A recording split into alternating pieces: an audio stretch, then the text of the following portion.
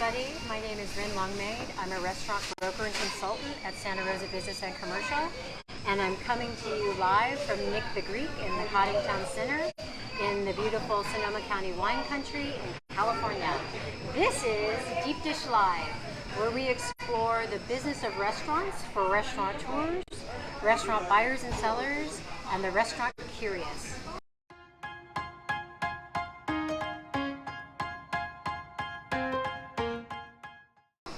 Deep Dish streams about once a month. I've been super busy, so we haven't been keeping with that schedule. 15 to 20 minute live stream talking about topics in the restaurant industry and industry sales that might interest you. We always live stream from one of your favorite Bay Area restaurants. Today, as I said, we're at Nick the Greek in Santa Rosa. Every time we live stream, we offer a $100 gift card from our host restaurant. So if you would like to win a $100 gift card from Nick the Greek, you can like and comment on this post now or anytime between now and our next Deep Dish Live series, which will be sometime next week. You can comment and like us on LinkedIn, Facebook, on Instagram, on YouTube. That would be my favorite. And we will put all your names into the barrel and pull out a winner. Winners are randomly selected. Speaking of winners, I'm going to talk about the winner of our Yarrow Goods gift card, not a restaurant, at the end of the episode. So today's episode, episode 20, Ed, we're at episode 20. I'm talking about franchises, restaurant franchises, and a few thoughts. So Ed and I just posted to Instagram with the owner, Carolyn Bell. Nick the Greek is a regional franchise. Well, it started out as a Bay Area franchise. They're now branching out of state.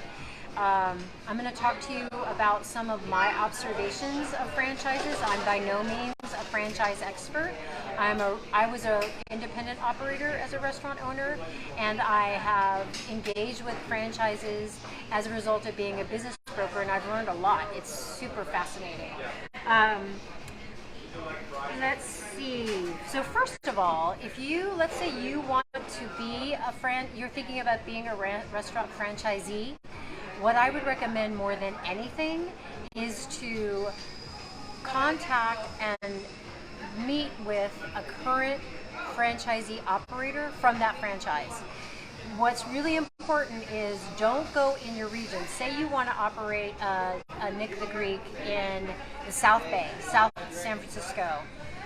Don't go to your neighbor. Don't go to like the East Bay. Maybe go to the North Bay or go as far away geographically as you can, because you don't want to appear as a potential competition threat. Now, you're probably thinking, wait, franchises, they have geographic boundaries. Like, don't they protect each other from that, from cannibalizing each other? The answer is yes, they do, but you'll see as franchises grow and get bigger and bigger, they can still be close together. Also, that franchisee that you reach out to, they might be looking to open more units, or they might own a bunch of units. They might have a certain region where they have all the units for whatever reason. You don't want to, limit yourself to a frank and thorough engagement with that franchisee. Just reach out to one that's far away. They will be able to offer you more than any Google search, any Morningstar dig you can do on the corporation. That operator will be able to give you such wonderful information. So one thing, you're seeing that I'm saying franchisor, O-R, and franchisee, E-E. In real estate, we kind of all know what those mean, but basically think of like this. O-R is the mothership. O-R is the corporate owner of the business. And they have something to give. And the E is receiving. The franchisee might pay franchise fees to belong to that franchise, and they have a 1 unit, 2 units, 3 units, something like that. Franchisor, the mothership, franchisee, the independent operator. Not the independent operator, I'm sorry, the franchisee operator. So years ago, before I started my restaurant, I wrote a business plan. And I took a class, I wrote a really thorough business plan, pro forma the whole 9 yards. When I ultimately found my location, that business plan went out the window because the concept I was going to execute on that location needed a different concept. So I had to rewrite that business plan. what I'm saying here is finding the location of a restaurant is going to sort of dictate the kind of restaurant that operates. When you're a franchisee, this is the first place the franchise comes in and steps in on your behalf. They're going to help you vet locations. They're going to look at traffic counts. They're going to look at consumer counts. They're going to look at industry trends. They have all the money and all the connections to that data to help serve you, so that already you're heading towards success on that location. When I started my restaurant, there was no Craigslist, no BizBuySell, no LoopNet. This is a long time ago. But even if I had those things, it can be really difficult. This is why I have a job. I sell second generation restaurants. I sell a space where that restaurant operator is ready to move on and a new concept's ready to come in. But it can be hard to access that information. It can be really hard to find the right location. So having that franchisor help you with that is gold. So what happens once you find the location, that's where as an independent operator, that's where the hard part begins. That's where all the startup begins. It doesn't matter how much due diligence you've done in the past, like I said, throwing out that business plan, most of it starts when you find your location. And you guys, it is brutal. The startup process as an independent operator, brutal.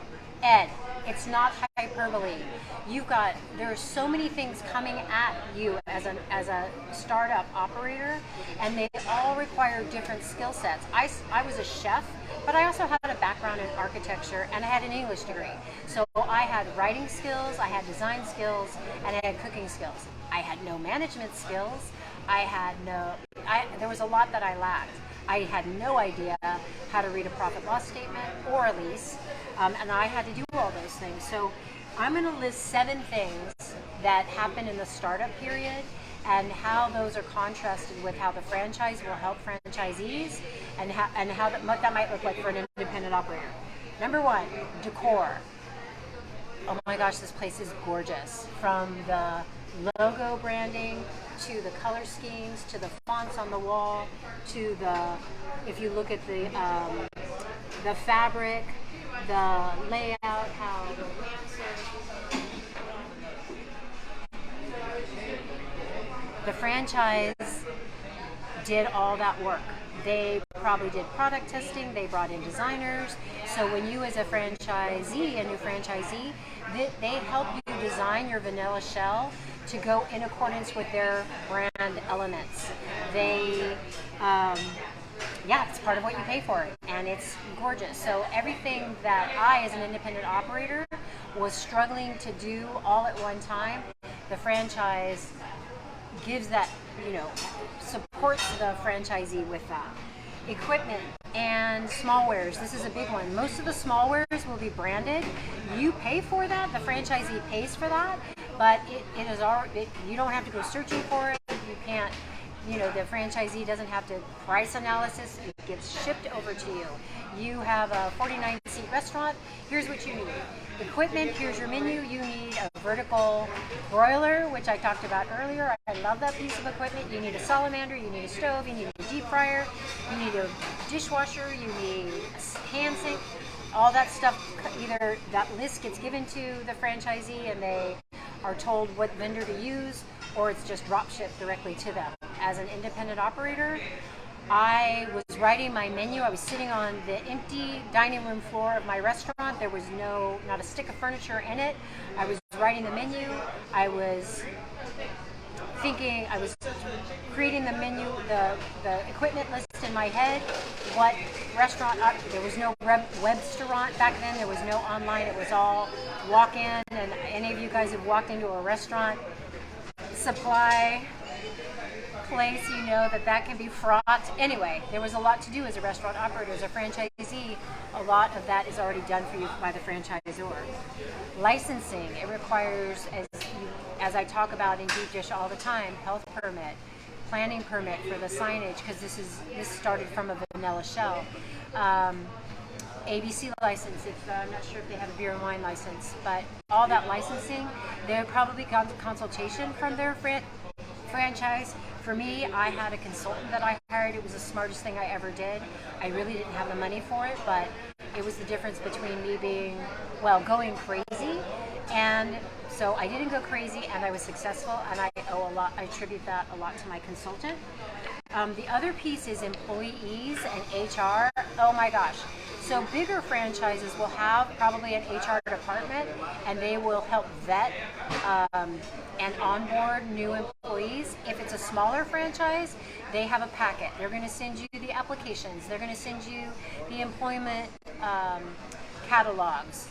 They're going to send you potential schedules, standard, or the descriptions of each position that you're going to need. How many front of the house people do I need? What should I pay them? All that stuff is going to come from the franchise. Versus me, who was figuring out as I went along. I actually had somebody, my consultant's wife, Adele. Hi, Adele. She did the advertising and the hiring of my employees, and she onboarded them, and she wrote the schedules when I first started. I couldn't have done it without her, but the franchise will support the franchisee in those things. The other one is branding, signage, and marketing, which I've touched on. So while you guys, I designed my logo, I cut it out of vinyl, I hand stamped it, and that was my logo. None of that has to be done here. All of that was already developed. It supported all the brand elements and the marketing that was established for Nick the Greek, and that is for the franchise fees. That's what the franchisee gets to enjoy. So sourcing goods and securing vendors. So as a new operator, independent operator with no business credit history, when I talk about vendors, I'm talking about the drink supplier, the dairy, proteins, produce, to-go containers, cleaning supplies. Every one of those is generally a different vendor, and the operator has to apply, do a credit application for each one of them, getting vetted. As a new operator, you might be COD. When I started, I was cooking on the line. I am not kidding you. I was busy, thank God. And my alcohol delivery arrived, and I was writing a check, washing my hands, writing a check, handing it to them, washing my hands, going back on the line and finishing my lunch order. That's how it was for me. These vendors are vetted through Nick the Greek. The franchisees, here's the vendors you're going to be using. This is what you're going to be sourcing. Here's probably what you're going to need in your first week. And then as they continue to operate, that will settle down. They'll be able to keep their inventories in balance. As an independent operator, it's half and pack, and that inventory, that is cash. That is cash sitting in your back of the house, just sitting there. Most new operators do not have that money to sit there. So that's another benefit of of working with a franchise. They can tell you, this is probably what you're going to need. This is where you're going to get it. Here's your deliveries. Give them a code to the front door. They're going to put it in your walk-in. So I touched on this, standard operating procedures. Standard operating procedures are paramount in a restaurant, and as you know, with human nature, whatever procedures, if you don't have standard operator procedures, your staff is going to figure them out on their own. Once those procedures, whether they're formal or informal, are in place, they're very hard to change. Human nature, we don't like to change. So the franchise already knows this is how you, at the end of the day, you make sure that this prep is in the walk-in for the following day.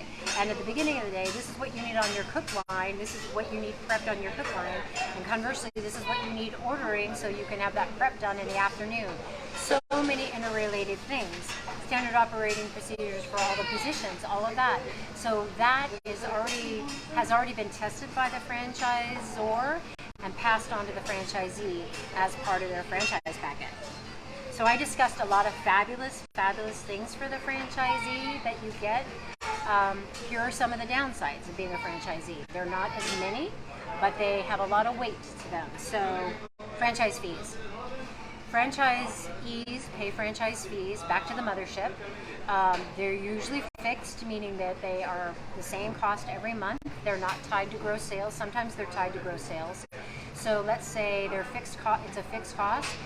The franchisee is paying that every month no matter what. If there's a slow month, that's going to be reflected on their bottom line. That's going to come directly out of the operator's pocket, their net income in their pocket. That can be painful. When I said reach out to a franchisee that's already operating, the first thing you want to ask is, aside from the franchise fees that I'm aware of, are there any other costs that I might not be aware of? Sometimes there's franchise fees, and then sometimes there's marketing or advertising fees that are separate. Some might be a fixed cost, some might be a variable cost, hard to say, but that's where talking to the franchisee already operating is gold. Limits on control. One of the downsides as a franchisee, let's say that your hours of operation, let's say the franchise, we're open 7 days a week, 365 days a year, 6 a.m. till midnight. Guess what? You are open those hours. You are part of that franchise. You might not physically be here, but you are staffed up for those hours.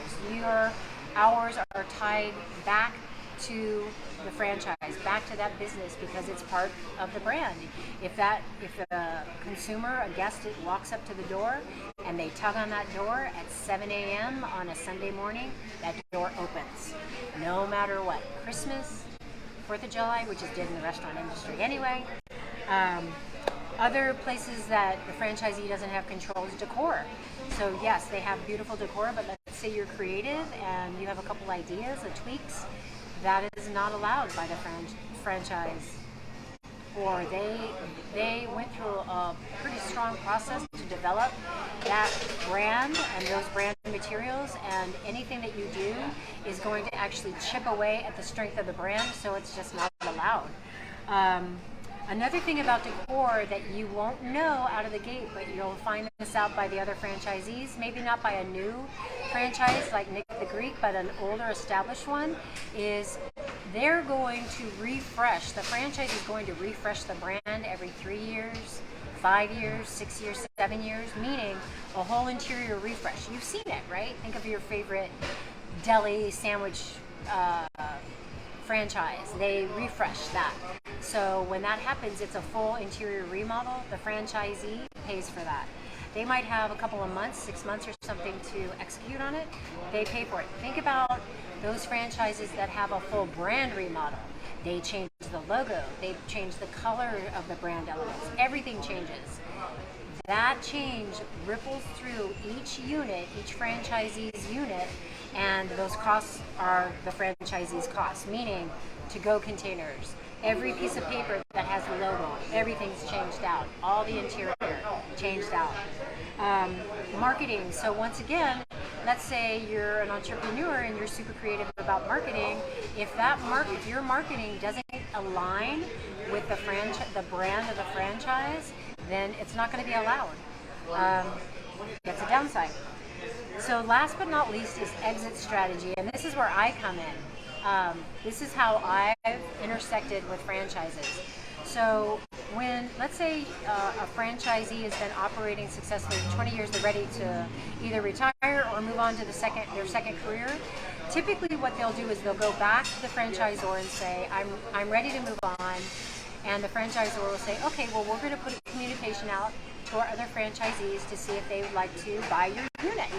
And then those other franchisees are going to pour over the financials, take a look at what the lease looks like, what are the lease terms, what are the gross sales, how's the net profit, how's the stability of the labor pool and the staff, is it in a good location?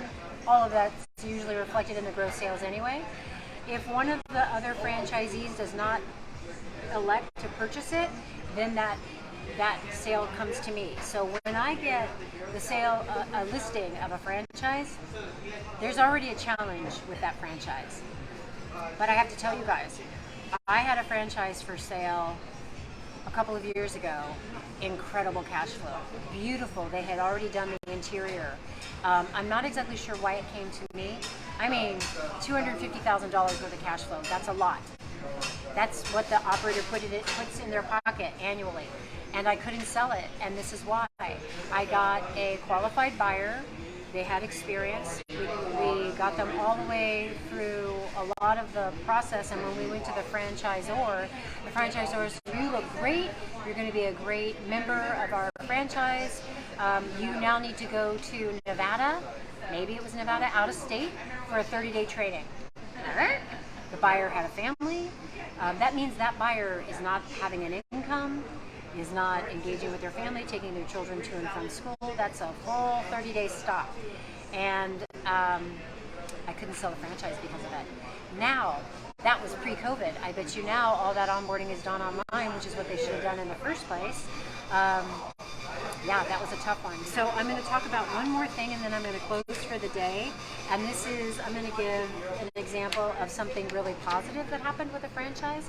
I had a Subway. I don't know why the Subway came to me, but it came to me. It was in Solano County. It was in a beautiful Basin Street property. It was brand new, built, full building, brand new, relatively new Subway. Gorgeous. The price was right. Got a great buyer. And Subway has its own real estate team, and they sent the person that was representing the buyer in the lease negotiations. They sent him over to me. He was a dream to work with, and he was able to negotiate lease terms that were far more favorable than I could have ever done. And that's because they have all of Subway standing behind them. Right? For most of the leases that I negotiate, it's for a first-time independent operator coming into a restaurant for the first time, and that the landlord already has an operator with a lease, so it can be very difficult to negotiate any terms different than what the seller has. And usually, the landlords will take that opportunity of the business transition to maybe increase rents or increase the security deposit. Something will happen. So I hope that was beneficial. There's other things to consider with the franchise and being an independent operator, but I think I covered it. I hit some of the major points. If you're just joining us, I'm Ren Longmaid. I'm a restaurant broker and consultant at Santa Rosa Business and Commercial. I'm the founder and host of this series, Deep Dish Live, where we talk about the business of restaurants for restaurateurs, restaurant buyers and sellers, and the restaurant curious. The winner of the Yarrow Goods gift card. First off, let me tell you what Yarrow Goods is. It's a textile retail shop. They have a strong online presence. They make the cutest handmade, all U.S. made materials, very creatively designed by the owners, Grace and Oliver Estrada. They're available online. They're available at their brick and mortar shop down in downtown Santa Rosa on 4th Street. This $100 gift card goes to Eric Berghorn, who wrote the nicest, unsolicited testimonial for me on Facebook. Eric, thank you so much. I will connect you to this gift card. If you want to win a $100 gift card to Nick the Greek, our fabulous host today, you like and comment on this post on Facebook, or you guys, if you like this series and you want to support me, this is how you can best support me. Go to YouTube, Ren Longmaid, Deep Dish Live, YouTube, and subscribe to my YouTube channel. New subscribers to my channel, if you make a comment or like any of the series on YouTube, if you make a comment on LinkedIn, Facebook, wherever you do it, we'll find you and we'll throw you into the running for the $100 gift card at Nick the Greek. Until next time, we'll see ya.